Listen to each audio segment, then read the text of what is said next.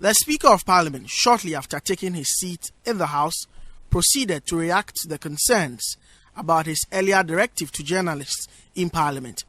He affirmed the resolve that journalists must not cover other issues in the House while the plenary is in session. I want to reiterate that I spoke to both sides of the House, and I did say so categorically.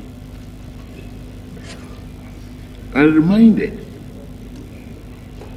that the media are most welcome as guests of this honorable House, and we do everything to assist them in the performance of this duty, and we will continue to do so. That while the plenary business of this honorable House, however, is ongoing, our distinguished media people should not go outside the chamber to cover other activities whilst Parliament, the sovereign body of the people, is actually ongoing. Whether it's from the majority or the minority at any given time. Any given time.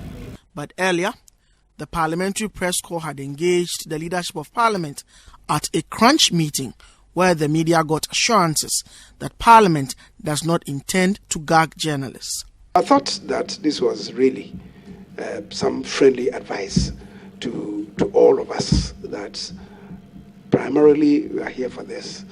If there is something that you consider abnormal happening, you want to follow up, fair and fine.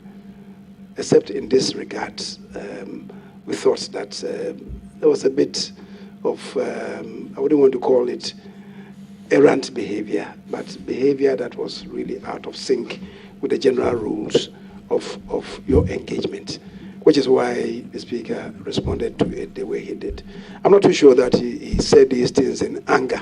I don't think that there would be any attempt by Parliament as an institution or its leaders to gag the press, and therefore don't misconstrue and don't misinterpret the directives of Right Honourable Speaker to that effect.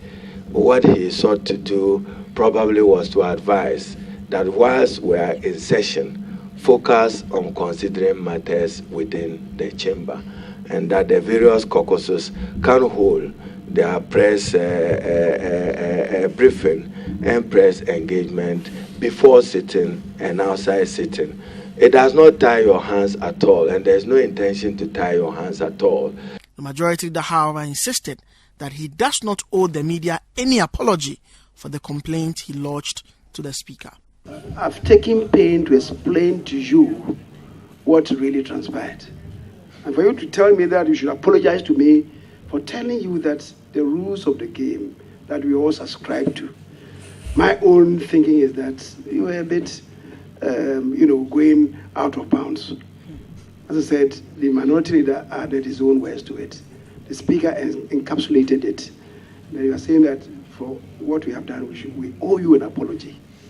Respectfully, I don't owe you an apology. Back on the floor, the House continued with debate on the message on the state of the nation without the minority. The Government Assurance Committee of the House toured facilities at the Bulk Oil Storage and Transportation Company, BOST. Chairman of the committee, Collins Owusu-Amankwa, shared his observations after the visit. We were assured by the minister responsible for energy that BOST, as in Bulk Oil Storage and Transportation Company Limited, is doing well, as there's a misconception that they are not operating for some time now. So the committee came to see that what we were told is the case, and I mean, lo and behold, we've seen it for ourselves. The company is doing well, and we are very grateful that the new management, I mean, is also putting in place some pragmatic measures to ensure that we are secured in terms of having installed storage capacity of fuel.